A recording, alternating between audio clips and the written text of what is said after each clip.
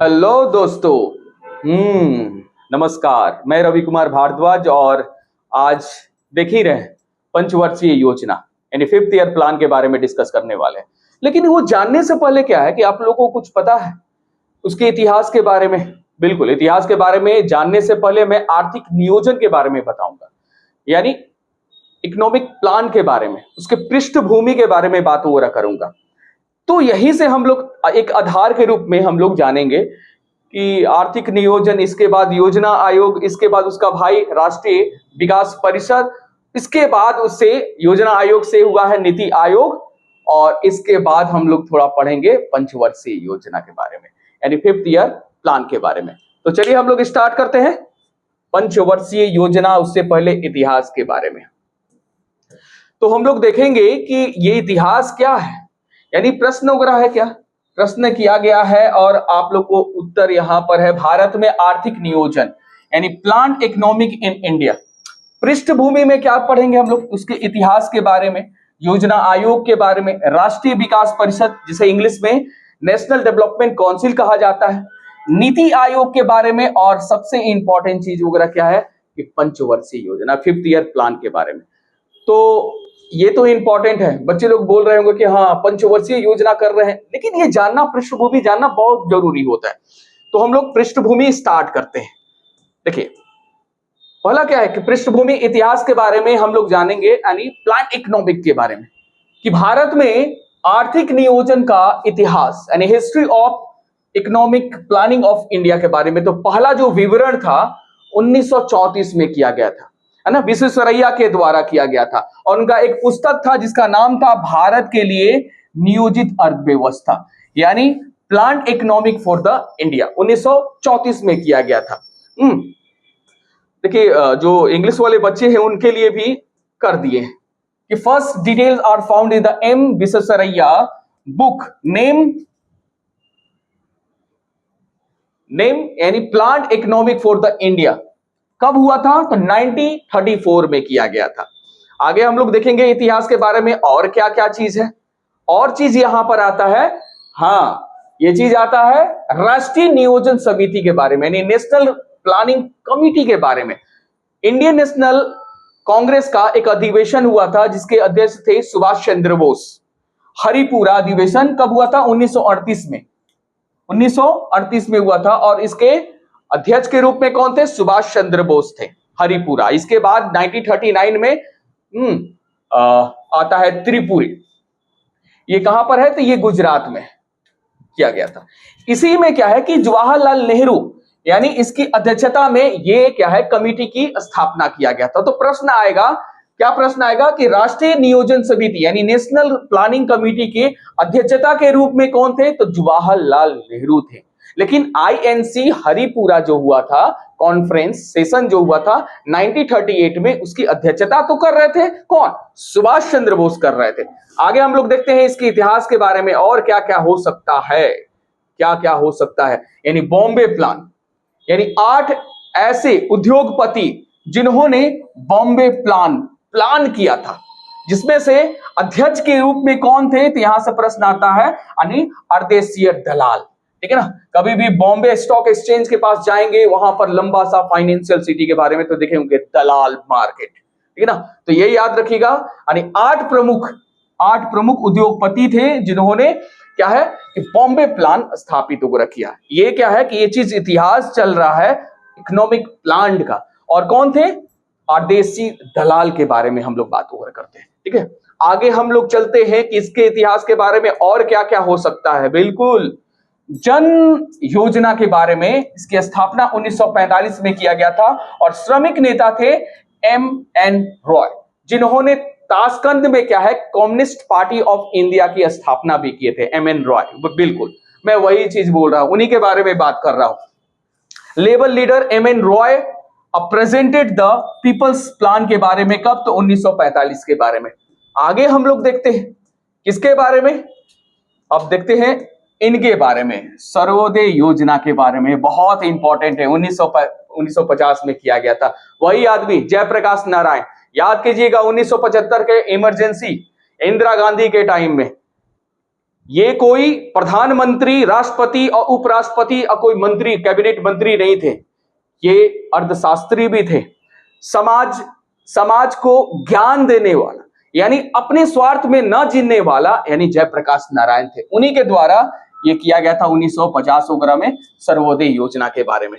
तो ये क्रम चल रहा है इतिहास के बारे में, प्लान्ड इकोनॉमिक के बारे में। अब यहां से बात आता है क्या है, अब वहीं से स्टार्ट करते हैं हम लोग योजना आयोग के बारे में। इतिहास के बारे में 2, 3, 4 फैक्ट्स वगैरह पढ़े थे, अब स्टार्ट करते हैं योजना आयोग। तो यहां से प्रश्न आता है क्या कि योजना आयोग की गठन कब किया गया था, तो 15 मार्च 1950 में किया गया था। डायरेक्ट प्रश्न वगैरह करता है। The planning commission was the form 15 March 1950 on this the basis of the recommendation, किसके, केसी नियोगी के रिकमेंडेशन से। तो याद रखिएगा, यानी 15 मार्च 1950 में स्थापना किया गया था, और किसके रिकमेंडेशन से, यानी केसी नियोगी के। आगे हम लोग देखते हैं योजना आयोग के बारे में। योजना आयोग, तो यहां से प्रश्न आता है कि क्या योजना आयोग क्या है, संविधानिक है? बिल्कुल नहीं, याद रखिएगा, यानी ये गैर संविधानिक वगैरह है, यानी नॉन कॉन्स्टिट्यूशनल बॉडी माना जाता है, और एडवाइजरी कमेटी वगैरह। अब इसी से क्या है कि परिवर्तन करके एक बनता है इंस्टीट्यूट जिसका नाम था नीति आयोग के बारे में। उनके बारे में भी थोड़ा सा टर्म्स बता देंगे आप लोग को। तो यहां से प्रश्न उगर आता है कि क्या योजना आयोग संविधानिक है? बिल्कुल नहीं। अब यहां से प्रश्न आता है कि जब वो योजना आयोग बना, यानी 15 मार्च 1950 में, तो प्रथम अध्यक्ष कौन थे? तो याद रखिएगा, योजना आयोग जो कि गैर संविधानिक है, इसके प्रथम अध्यक्ष के रूप में प्रधानमंत्री होते, और उस समय 1950 में कौन थे? जवाहरलाल नेहरू। लेकिन यहां से ना पूछ के डिप्टी चेयरमैन के बारे में पूछ देता है, यानी उपाध्यक्ष कौन थे? तो गुलजारी लाल नंदा वगैरह थे। यानी the first chairman of the planning commission was the JL Nehru, and deputy chairman of the was a Gulzari Lal Nanda के बारे में। तो यहां से गुलजारी लाल नंदा के बारे में पूछ सकता है। फर्स्ट और प्रेजेंट के बारे में हमेशा पूछता है एग्जाम में। अब उसी का एक सौतेला भाई कहें या अपनापन भाई कहें, यानी क्या हो गया, राष्ट्रीय विकास आयोग, यानी नेशनल डेवलपमेंट काउंसिल। अब यहां से प्रश्न आता है कि इसकी गठन कब किया गया है ना? तो इसका गठन यानी एस्टैब्लिशमेंट हुआ था 6 अगस्त 1952 में किया गया था। ठीक है ना, 52 में किया गया था इसका। ठीक है, क्या ये गैर संविधानिक है? तो हाँ भाई, अगर गैर संविधानिक है, यानी नॉन कॉन्स्टिट्यूशनल बॉडी है, तो योजना आयोग यानी भाई है, तो उसका भाई भी हो सकता है, राष्ट्रीय विकास परिषद भी हो सकता है। यानी इसके अध्यक्ष, देखिए वहां पर भी योजना आयोग के पदेन, यानी जो अध्यक्ष रहेंगे वो यानी प्रधानमंत्री ही रहेंगे, यानी प्राइम मिनिस्टर ही रहेंगे। इनका भी क्या है, प्राइम मिनिस्टर ही है।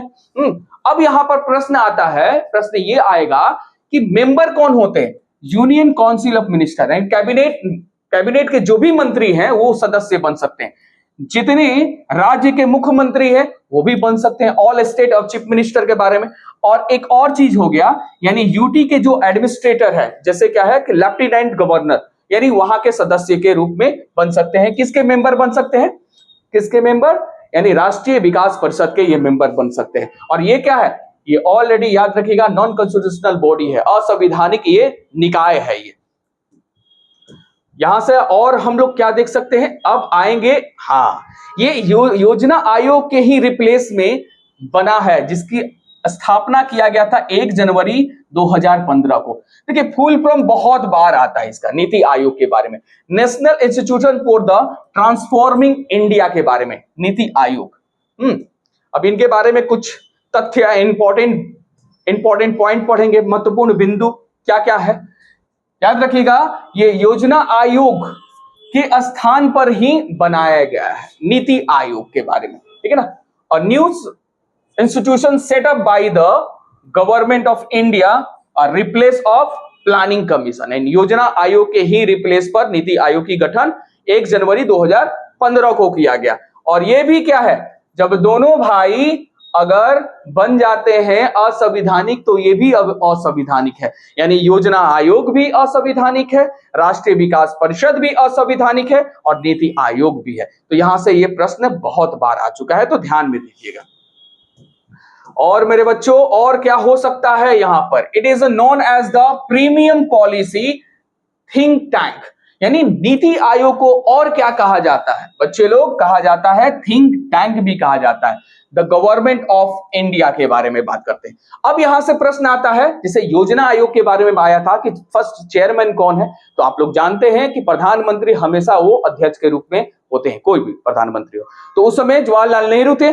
डिप्टी चेयरमैन के रूप में कौन? तो गुलजारी लाल नंदा उग्र थे। यहां पर जैसे ही होते हैं, यानी 1 जनवरी 2015 को नीति आयोग की गठन किया गया था और प्रथम अध्यक्ष के रूप में प्रधानमंत्री थे, कौन थे? नरेंद्र मोदी। लेकिन यहां से प्रश्न उभर आता है, तो उस समय डिप्टी चेयरमैन कौन थे उपाध्यक्ष के रूप में?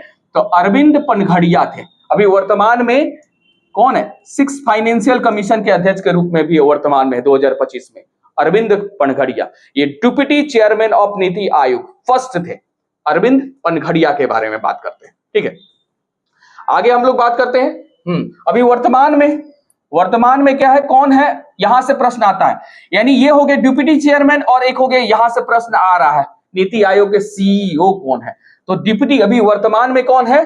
श्री सुमन बेरी है। और यहां पर देखिए सीईओ के बारे में ज्यादातर प्रश्न आ रहा है, वीवीआर सुब्रमण्यम के बारे में। तो वर्तमान में सीईओ नीति आयोग के वीवीआर सुब्रमण्यम, याद रखिएगा, करंट अफेयर्स में भी आ सकता है, करंट वाला तो आता ही है। अब देखिए क्या है, पंचवर्षीय योजना। तो पंचवर्षीय योजना स्टार्ट करने से पहले उसके पृष्ठभूमि के बारे में बात करें, थोड़ा इतिहास के बारे में कि पंचवर्षीय योजना आया तो भारत में तो ऐसे ही नहीं आया ना, इससे पहले विदेश में भी हुआ होगा। तो ये पहली बार हुआ था स्टालिन, यानी उस समय, यानी 1917 में क्या है कि रूसी क्रांति हुआ था। 1917 में 1917 में रूसी रेवोल्यूशन वगैरह किया गया था। उसमें कह सकते हैं कि एक सबसे पहले कि कोई भी देश के लिए अगर कुर्बान करता है, क्रांतिकारी है, तो उनको सबसे फर्स्ट दिया जाता है। ये फ्रीडम फाइटर थे स्टालिन। नाम क्या है? स्टालिन के बारे में बात करते हैं। रूस के थे, यूएसएसआर का, ठीक है। वो सबसे पहले 1917 में क्रांतिकारी थे। दूसरे नंबर क्या है? ये बहुत अच्छे अर्थशास्त्री भी थे। और तीसरे नंबर क्या है? समाज के लिए जीने वाले, यानी समाज सेवी, यानी सोशल रिफॉर्मर भी थे, समाज के लिए जी रहे थे। उन्होंने क्या सबसे पहले क्या पंचवर्षीय योजना, यानी किस माध्यम से? तो ये एक बात याद रखिए, यानी गोस प्लान। तो गोस प्लान की स्थापना हुआ था 1921 में हुआ था। कहां पर हुआ था? यूएसएसआर, यानी सोवियत संघ में हुआ था। अब इसी को क्या है कि ये स्थापना किया गया था, लेकिन पंचवर्षीय योजना इसी के तहत यानी 1928 में लागू किया गया। तो प्रश्न आएगा कि पंचवर्षीय योजना कहां से शुरुआत किया गया था? तो यूएसएसआर यानी सोवियत संघ से। कब लागू किया गया था? 1928 में। किसके माध्यम से किया गया था? तो ये हो गया गोस प्लान के। ये कब स्थापित किया था? ये 1921 में किया गया था, है ना, सोवियत संघ के थे। और इसी से समझ लीजिए एक इतिहास के रूप में जाना जाता है, यानी स्टालिन को, इनके बारे में, जोसेफ स्टालिन के बारे में, एक क्रांतिकारी थे, अर्थशास्त्री थे और सोशल रिफॉर्मर भी थे। अब हम लोग स्टार्ट करने जा रहे हैं, यानी कि इसके बारे में पहली पंचवर्षीय योजना। देखिए फोकस बनाकर रखिएगा, इसमें से क्या है कि लक्ष्य विकास दर के बारे में, प्राप्ति विकास दर के बारे में यहां से प्रश्न आता है। देखिए यहां पर पहली पंचवर्षीय योजना अवधि के बारे में, तो देखिए यहां पर दोनों में डिफरेंस कितना है? 5 साल का है, इसीलिए पंचवर्षीय योजना कहा जाता है। 5 ईयर प्लान वगैरह था, यानी 1951 से लेकर 1956 के बीच में होता है, यानी 5 वर्षों का अंतराल वगैरह होता है, इसलिए पंचवर्षीय योजना इसको कहा जाता है। अवधि यानी प्रश्न होगा प्रथम पंचवर्षीय योजना कब शुरुआत किया गया? तो 1951 से 56 के बारे में। अब यहां से ये प्रश्न वगैरह बार बार प्रश्न आता है। अब ये क्या है कि सरकार ने लक्ष्य दर विकास दर यानी टारगेट ग्रोथ रेट दिया था, कितना दिया था? 2.1 दिया गया था। लेकिन प्राप्त विकास दर यानी प्राप्त कितना हुआ? प्राप्त हुआ यानी 3.60, यानी लगभग 3.5 से ज्यादा। यानी क्या हुआ? इसमें क्या हुआ? बेनिफिट्स, लाभ होता है, यानी ये जो प्लान था वो सक्सेसफुल हो गया, यानी बोलेंगे कि प्रथम पंचवर्षीय योजना सक्सेसफुल हो गया। अब यहां से प्रश्न उगर आता है कि किस मॉडल पर आधारित था? तो यहां पर देखिए हैरल्ड डोमर मॉडल पर यह आधारित हो रहा था। तो प्रश्न आता है ज्यादातर यहां से प्रश्न आता है और डिफरेंस से कि कितना था यहां पर, तो याद रखिए 2.1 और यहां पर 3.66 से, और यहां से प्रश्न आता है। अब इसके बारे में हम लोग और क्या बात कर सकते हैं? अब बात कर सकते हैं कि प्राथमिकता क्या था, यानी फर्स्ट प्रायोरिटी था तो फर्स्ट प्रायोरिटी दो चीज पर किया गया था, इसके अलावा ये भी ऐड कर दिया गया था, लेकिन इस पर ज्यादा नहीं था, एग्रीकल्चर और इरिगेशन पर, यानी कृषि और सिंचाई पर प्रायोरिटी दिया गया था, प्राथमिकता दिया गया था। तो दो चीज याद रखिएगा, जो प्रथम पंचवर्षीय योजना था प्राथमिकता किस पर दिया गया था? तो कृषि और सिंचाई पर दिया गया था, खास करके कृषि वगैरह पर, एग्रीकल्चर पर दिया गया था। अब इससे रिलेटेड क्या क्या इंपॉर्टेंट टर्म्स वगैरह आ सकते हैं? तो योजना है ना, योजना में क्या है? कृषि, सिंचाई और विद्युत परियोजना को प्राथमिकता दिया गया था। In plan included agriculture, irrigation and power project were given है। अब इसके तहत क्या क्या स्थापना किया गया, अब उनके बारे में थोड़ा सा देख लेते हैं। तो फर्स्ट पंचवर्षीय योजना के तहत क्या है, क्या हुआ था? सामूहिक विकास कार्यक्रम के बारे में, यानी कम्युनिटी डेवलप प्रोग्राम के बारे में, जो कि 1952 में किया गया था। इसमें देखते रहिएगा पंचवर्षीय योजना 1951 टू 1956 के बीच में क्या क्या। अब देखिए राष्ट्रीय प्रसार सेवा के बारे में, ये बहुत एग्जाम में बहुत इंपॉर्टेंट होता है, खास करके इकोनॉमिक्स के एग्जाम वगैरह में, है ना, स्टैटिक जीके वगैरह में राष्ट्रीय प्रसार सेवा के बारे में बात हो रहा है। परियोजना यानी पावर प्रोजेक्ट ये हुआ था, यानी कौन सा? बड़े बड़े जो भी बांध वगैरह हुआ था, यानी मल्टीपर्पस जो प्रोजेक्ट था, भाखड़ा नंडल, दामोदर और हीराकुंड। तो प्रश्न आएगा, जितने बड़े बड़े प्रोजेक्ट वगैरह हो गया, भाखड़ा हो गया, हीराकुंड वगैरह हो गया या दामोदर हो गया, किस पंचवर्षीय योजना के तहत आता है? तो प्रथम पंचवर्षीय योजना के तहत आता है। अब आगे हम लोग देखते हैं क्या, द्वितीय के बारे में हम लोग देखते हैं, द्वितीय पंचवर्षीय योजना यानी सेकंड फिफ्थ ईयर प्लान के बारे में। मॉडल क्या था? मॉडल यानी वहां पर देखे थे हम लोग, क्या एच था, हैराड, और यहां पर क्या है, एम है। तो कंफ्यूजन बच्चे लोग हो जाते हैं कि सर हैराड और क्या है कि महालोन, है ना, नोबिस के बारे में हम लोग बात करते थे। देखिए यहाँ पर एम है, वहां पर एच था, तो पहले अल्फाबेटिकल एच आएगा, इसके बाद एम आएगा, तो पहला में एच, हैराड याद रखिएगा। तो हमेशा प्रश्न बच्चे लोग कंफ्यूज हो जाते हैं कि प्रथम पंचवर्षीय योजना किस मॉडल के आधार पर था, बेस्ड था, तो याद रखिएगा एच, और दूसरा एम था। लेकिन साथ में थे नेहरू जी भी साथ में थे, नेहरू जी के बारे में नहीं देता है, सीधे दे देता है ना, महालनोबिस ये थे, इनके आधारित था। और इस ये था, अवधि के बारे में तो बाद में बात करेंगे, ठीक है ना, 5 साल और बढ़ा दीजिएगा, यानी अवधि के बारे में यहां पर देखिए, तो अवधि था यानी 5 साल और बढ़ा दिए, 56 एंड हुआ था तो 5 साल और बढ़ा दिए, यानी 56 से लेकर 61 तक अवधि था। लेकिन सबसे ज्यादा इंपॉर्टेंट चीज है क्या, इनके बारे में, यहां पर विकास दर के बारे में, यानी लक्ष्य विकास दर कितना था? 4.5 था, 4.5% था। प्राप्ति कितना हुआ? प्राप्ति 4.21, मतलब लगभग यानी सिमिलर है। तो कह सकते हैं कि ये असफल, मतलब संतोषजनक सफल वगैरह हो गया, क्लियर वगैरह कर सकते हैं, ठीक है, वहां से कर सकते हैं कि यानी ये दूसरा, पहला भी और दूसरा भी सफल हुआ। हाँ, अब इसके बारे में कि क्या प्रायोरिटी दिया गया था सेकंड में, तो प्रायोरिटी दिया गया, तो जितने बड़े बड़े इंडस्ट्री यानी बड़े बड़े हैवी इंडस्ट्री बने थे, इसी में पंचवर्षीय योजना में बने थे, जैसे हो गया दुर्गापुर हो गया, रावल किला वगैरह हो गया, भिलाई वगैरह हो गया।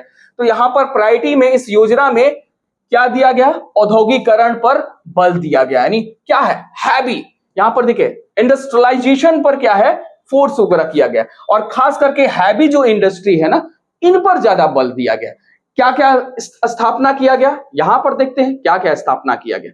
अब यहां पर देखिए स्थापना में, इंडस्ट्री में, रावल किला जो कि उड़ीसा में है, भिलाई जो कि छत्तीसगढ़ में है, दुर्गापुर यानी जो कि वेस्ट बंगाल, यानी हैवी इंडस्ट्री की स्थापना वगैरह किया।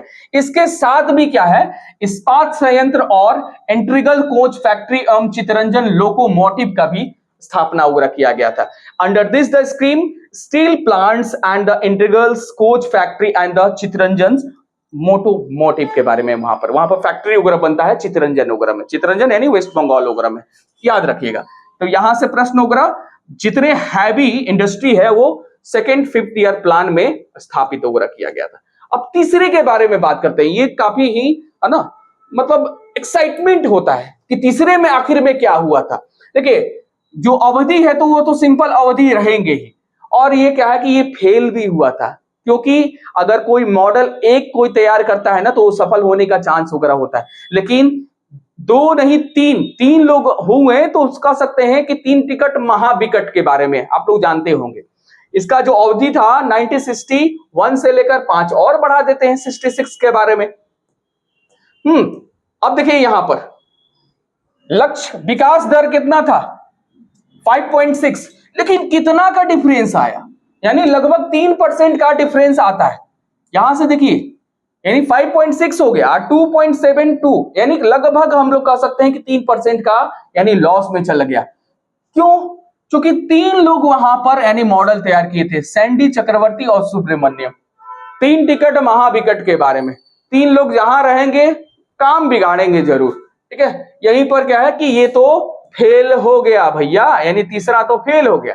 तो एक ट्रिक है, याद रखिएगा, ट्रिक कौन कौन सा असफल हुआ था प्लान, तो 3, 4 और 9 याद रखिएगा। 349 याद रखिएगा।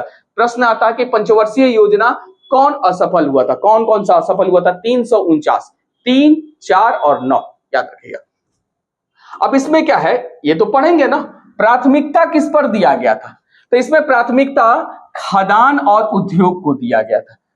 पहले में तो एग्रीकल्चर, दूसरे में क्या है कि इंडस्ट्रियलाइजेशन है, हैवी इंडस्ट्री में, तीसरे में क्या है कि यहाँ पर फूड और इंडस्ट्री को दिया गया, और कहा गया क्या है यहाँ पर, यानी सेल्फ रिलायंस के बारे में बात किया, आत्मनिर्भर के बारे में, स्वतः स्फूर्तिवान के बारे में, है ना, सेल्फ सस्टेनेबल्स के बारे में। लेकिन यहाँ पर भी कुछ चीज यहाँ पर क्या है, यहाँ पर होता है निर्माण होता है, यानी सेकंड में क्या, बोकारो, तो बोकारो स्टील प्लांट 1964 में किया गया था, यही के वजह से।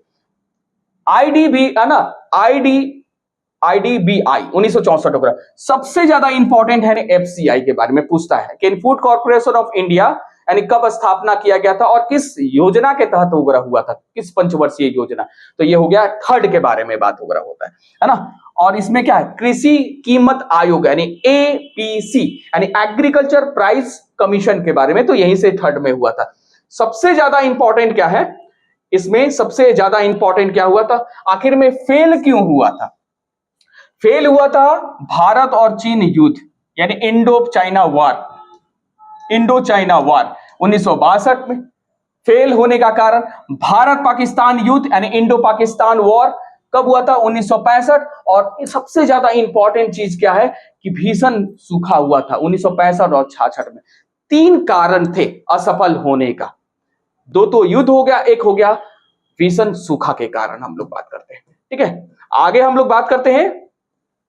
अब ये क्या है कि यहां पर जब फेल हो गया मतलब 3% का अंतराल आता है, और 3% का अंतराल आने के बाद वो तो फेल हो गया, यानी third fifth year plan failure भैया। तो सरकार क्या किए, सरकार 3 वार्षिक योजना यानी 3 एनुअल प्लान निकालते हैं। 3 मतलब ये हुआ कि 1966 तक हुआ, लेकिन 3 साल का प्लान वगैरह पूछा जाता है, तो डिस्टर्बेंस 3 बार होता है। एक तो यहां पर हुआ, एक होता है इंदिरा गांधी के समय में यानी रोलिंग प्लान स्थापित किया गया, और एक होता है कि जब पैसा नहीं हुआ, आर्थिक स्थिति संकट में था, यानी कब 90 से लेकर 92 तक, 90 से लेकर 92 तक 3 बार यानी ऑब्स्ट्रक्शन वगैरह होता है यहां पर। तो 3 साल का यानी 66 से लेकर 69 तक यानी 66 से लेकर 69 तक वो किया जाता है ना, ये किया जाता है। और इस योजना को क्या बोलते थे हम लोग, योजना अवकाश बोलते थे, इंग्लिश में प्लान हॉलीडे कहा जाता है इसको plan holiday. This plan is known as plan holiday, 3 वर्षीय। अब इस पर क्या है, कृषि एक पॉलिसी वगैरह किया गया था यानी एग्रीकल्चर पॉलिसी किया गया था। इसके तहत ये कहा गया था कि उच्च गुणवत्ता वाले बीज यानी हाई क्वालिटी वाले सीड यहां पर होंगे। दूसरा चीज है कि फर्टिलाइजर के बारे में, तो फर्टिलाइजर ये नहीं यानी बायो फर्टिलाइजर नहीं, केमिकल फर्टिलाइजर के रूप में। ये इसी केमिकल फर्टिलाइजर के रूप में क्या हुआ, जो प्रोडक्शन होता है, क्रॉप प्रोडक्शन होता है, बहुत हाई हो जाता है। लगभग कोई भी क्रॉप फसल हुआ 70% उसका प्रोडक्शन हो जाता है, उत्पादन बहुत तेज हो जाता है, यानी केमिकल फर्टिलाइजर यूज किया गया। और तीसरा क्या है, एग्रीकल्चर। हाँ, तो इसी में एक प्रश्न उगर आता है, क्या प्रश्न आता है, हरित क्रांति। तो प्रश्न आता है कि हरित क्रांति किस पंचवर्षीय योजना के तहत था, तो याद रखिएगा यानी थर्ड एनुअल प्लान के तहत ये किया गया था। हरित क्रांति, है ना। कब था? 1966 से 67। यानी कौन थे? The father of the Indian green revolution यानी एम एस स्वामीनाथन वगैरह थे। और सबसे इंपॉर्टेंट यहां से एक प्रश्न वगैरह आता है, लीड बैंक योजना किसके तहत था? यानी 3 एनुअल प्लान के तहत था, 66 से लेकर 69 तक, जब फेल हो गया था यहां पर। और ये किस समिति के सिफारिश पर था, रिकमेंडेशन से था? यानी नारीमन समिति के सिफारिश पर वगैरह किया गया था, लीड बैंक योजना के तहत।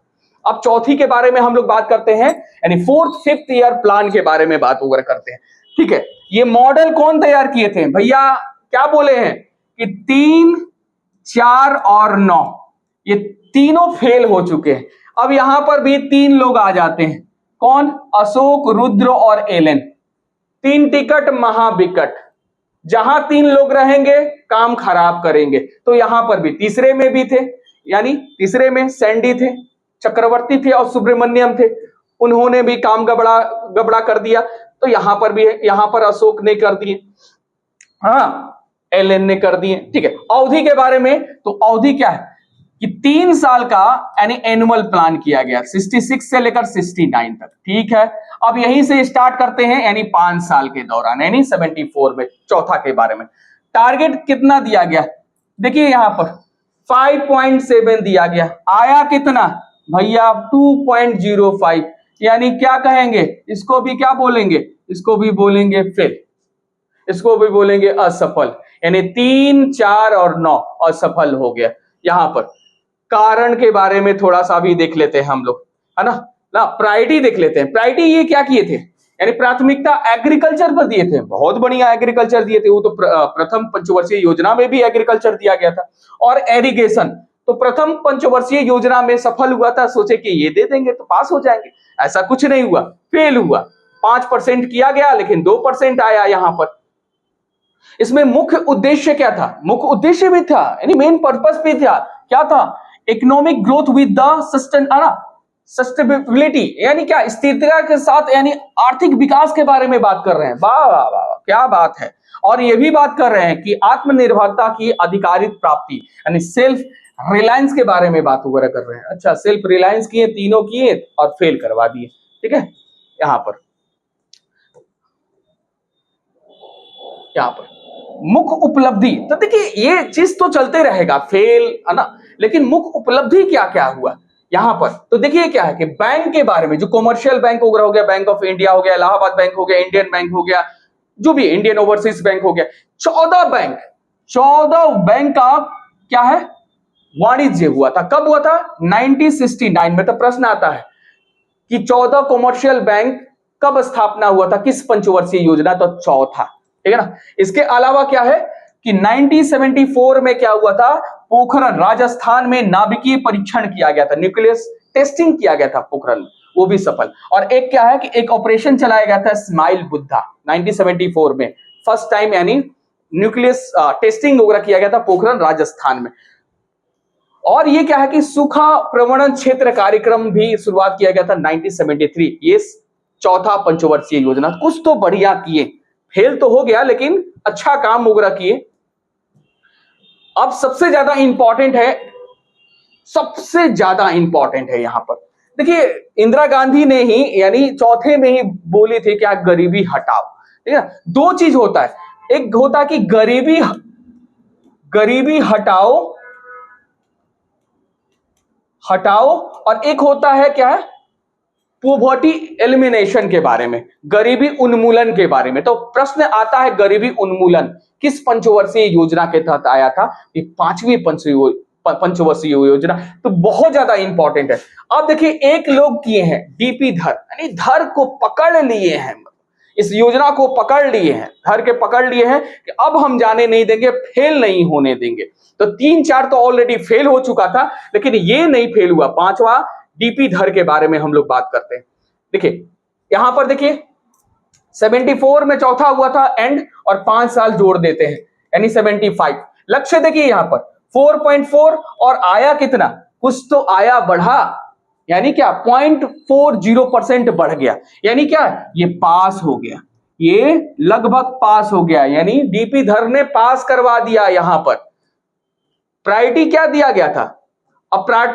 प्रायोरिटी दिया गया था जन स्वास्थ्य के बारे में, यानी पीपल्स हेल्थ के बारे में, समाज कल्याण के बारे में किए थे, यानी सोशल वेलफेयर के बारे में बात किए थे, यानी डीपी धर। और क्या क्या इंपॉर्टेंट हो सकता है इसमें? इंपॉर्टेंट ये है, बहुत इंपॉर्टेंट है। देखिए महत्वपूर्ण बिंदु में यहां से प्रश्न आता है क्या, यानी महत्वपूर्ण बिंदु गरीबी उन्मूलन के बारे में, तो प्रश्न आ जाएगा गरीबी उन्मूलन किस पंचवर्षीय योजना के तहत है? तो पांचवी है, ठीक है ना। इसके अलावा क्या है? आपातकाल।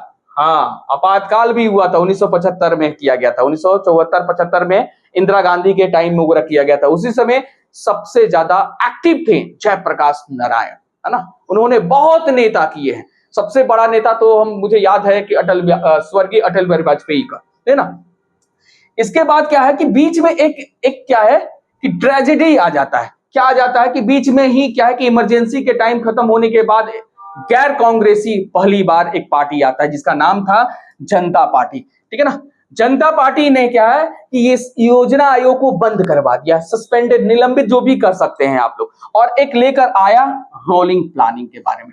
कब? तो 1978 से 83 के बीच में। 83 तो चलेगा लेकिन 2 साल के बाद खत्म कर देगा। जैसे ही इंदिरा गांधी आती है खत्म कर देती है कि भैया आप है ना जनता पार्टी, जनता के तरफ ही रहिए, अब हम आते हैं, ठीक है ना। ऐसे ही आयरन लेडी नहीं कहा जाता है इंदिरा गांधी को, ठीक है। अब इसके तहत क्या क्या हुआ था, यानी पंचवर्षीय योजना तो समझ गए, गरीबी उन्मूलन के बारे में बात वगैरह किया था। अब इसमें क्या है कि न्यूनतम आवश्यक कार्यक्रम किया गया था। इसके तहत क्या है 1974 में किया गया। इसके तहत क्या किया गया था? हाँ, न्यूनतम आवश्यक कार्यक्रम किया गया था, मिनिमम नीड्स प्रोग्राम किया गया था। यानी क्या है, हाँ ठीक है। इसके अलावा क्षेत्रीय ग्रामीण बैंक की स्थापना किया गया था इन 2 अक्टूबर 1975 में, रीजनल रूरल बैंक के। अब यहां पर सबसे इंपॉर्टेंट है काम के बदले अनाज, यानी 77 से 78 के बीच में भैया बार्टर सिस्टम, यानी काम के बदले अनाज, हम काम करेंगे तभी हमको अनाज मिलेगा। इंदिरा गांधी के टाइम में हुआ था और 5वीं पंचवर्षीय योजना के तहत हुआ था। और ये हो गया अंत्योदय योजना के बारे में, जो कि यही थे जयप्रकाश नारायण, यानी ये शुरुआत हुआ था। यहां से प्रश्न आता है कि अंत्योदय योजना किस राज्य में पहली बार शुरुआत किया गया था? राजस्थान में फर्स्ट स्टेट वगैरह था। हाँ, अब इसके बाद यानी जो इसके बाद 6, 7, 8, 9, 10, 11, 12 ये डिस्कस करेंगे अगली क्लास में। और सबसे इंपॉर्टेंट चीज जितने आप पढ़े हैं, यानी प्लान, इकोनॉमिक प्लान के बारे में, योजना आयोग, नीति आयोग, राष्ट्रीय विकास आयोग और पंचवर्षीय योजना, उसका ऑब्जेक्टिव करवाएंगे, ठीक है। जय हिंद।